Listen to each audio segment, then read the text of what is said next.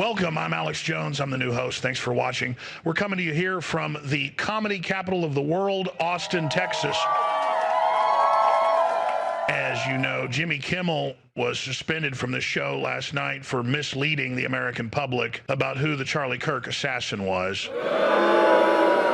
Several people online are pointing out the hypocrisy of Kimmel, who mocked and celebrated the cancellations of both Trump and Tucker Carlson, but he's actually been quite consistent today, tweeting, "Sure, I've intentionally misled the public on behalf of the CIA and Big Pharma for years, but I should have been permanently canceled for doing blackface 30 years ago. I'd like to apologize again to the entire African-American community as well as the transgender community for appropriating their use of makeup to pretend like they are someone that they are not."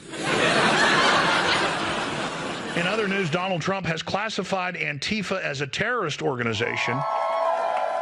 Fox has announced that they will be rebooting the show 24, now depicting a 60-year-old Kiefer Sutherland roaming around Portland yelling at unemployed trust fund kids who have been brainwashed by the former host of this show. All